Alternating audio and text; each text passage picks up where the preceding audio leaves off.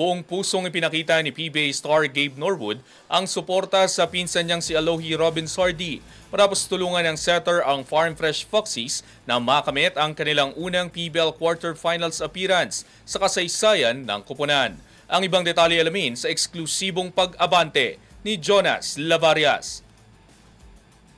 Sports Now. Sports Now. Exclusive. Ipinakita ni Gabe Norwood ang suporta sa kanyang pinsan na si Alohi Robbins Hardy matapos itulak ng setter ang Farm Fresh Foxies sa kauna-unahang pagpasok nito sa PBL quarterfinals ngayong season. Ang dating Gilas Pilipinas captain ay spotted sa Playtime Philoil Center nitong Martes habang buong sigasig na pinapalakpakan ang panalo ng Foxies kontra Petrogas Angels sa 4 na set, isang tagumpay na nagpapatatag sa makasaysayang kampanya ng koponan. Sa eksklusibong panayam ng Abante Sports Now, ibinahagi ni Norwood na nakakatuwang mapanood si Robbins Hardy sa aksyon at makita ang kanyang talino at pagiging kalmado sa pagdidikta ng laro. Sinabi niya na bilang isang atleta rin, naiintindihan niya ang sakripisyo at dedikasyon na kailangan upang maabot ang ganitong antas. It was awesome, just to see her versatility, her thought process, and just making plays down the stretch. It's pretty awesome to watch and be here to support. So she does a great job coming to the PBA games. It was only right for me to come here and support.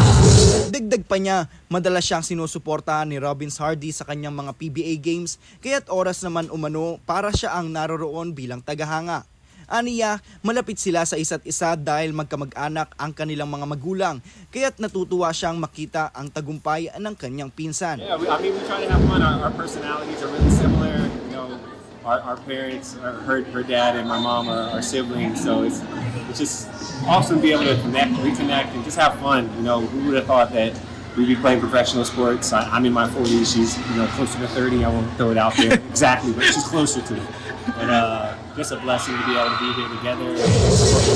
Isa si Robbins Hardy sa mga nanguna para sa Foxies sa pamamagitan ng 21 excellent sets at 9 na puntos, habang nagpasabog naman ng 31 points si Ellen Rousseau upang makamit ang ikalima nilang panalo sa 6 na laro at makasiguro ng pwesto sa quarterfinals. Sinabi rin ni Norwood na ipagpapatuloy niyang suportahan ang kanyang pinsan at ang buong koponan ng Farm Fresh sa kanilang fairy tale run. Ako, si Jonas Lavarias, Abante Sports, Now na.